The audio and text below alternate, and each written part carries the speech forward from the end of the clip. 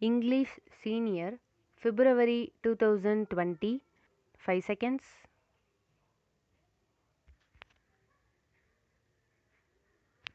Comments. Mr. Chairman, Sir, I am grateful to the honorable members of this House for giving unanimous support to this bill. At the outset, I would like to say that this bill has been brought in as a result of the persistent demand from the members of both houses. I am not saying this for the first time.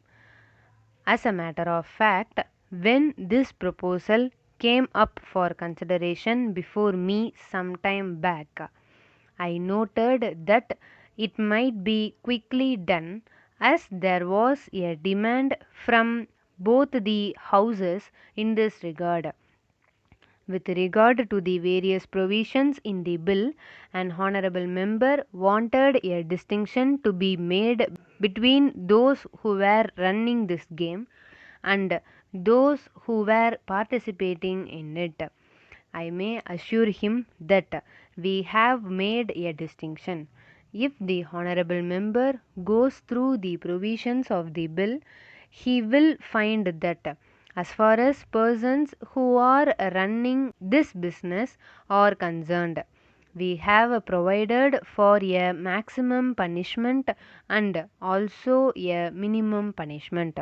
So, we have provided a minimum punishment for those who run these betting activities. On the other hand, we have provided for a lighter punishment for those who participate in them.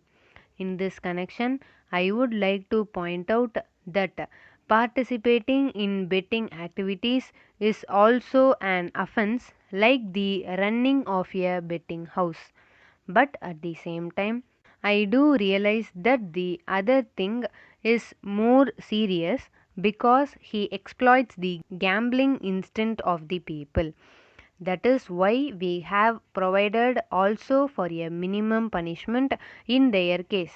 I do agree that not only in respect of this law, but in respect of every law that we pass for the purpose of regulating the conduct of the public, it is necessary that the police should take an impartial attitude in the matter and should be strict in enforcing the law. If that is not done, all this may become an instrument of oppression. So far as this point is concerned, we may be happy that our police officers are, after all, our brethren. They will bear in mind what we are saying here and what is happening outside in society also. I have no doubt in my mind that they will enforce this legislation to the best advantage of society. But if there is misuse of this law as any other law for personal gains, then it is the duty of everybody to bring it to the notice of the government. I may assure the House that if any such inning is brought to the notice of the government in respect of police officials, we shall take very strict action. Reference was also made to the publications in the press from time to time. I am aware of this, but I do not know how we can control them. As we know, they are a privileged class. I am sure the honorable members will agree with me that any restriction on the publication of news will be regarded as curtailment of the freedom of the press. In view of this, it will not be right on the part of anybody to suggest that we should control the press in any way. I think we have to give them absolute freedom. Let us hope that with the passage of this bill, it will be possible to put down this evil with a strong hand. Let us hope that when we discuss the next budget, we will be able to say that we have put down this evil to a great extent.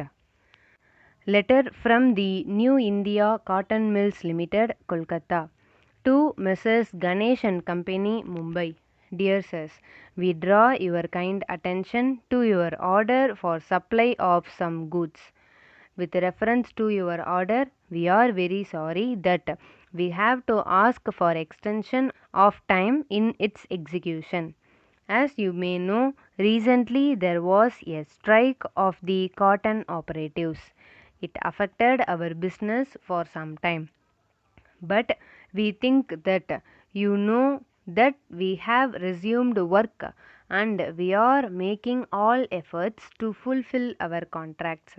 But at the same time, we are afraid that in spite of our best efforts, it will not be possible to effect delivery on 1st July as agreed to. But we would like to assure you that we are confident that we will be able to effect delivery of your goods on 1st August.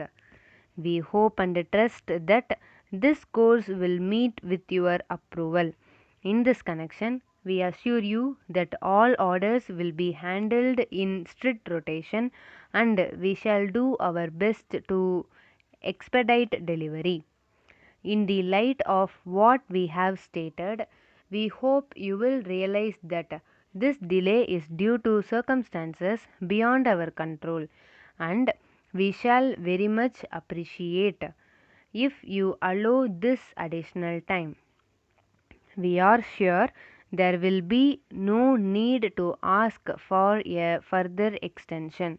We tender our apologies for the delay. Yours faithfully.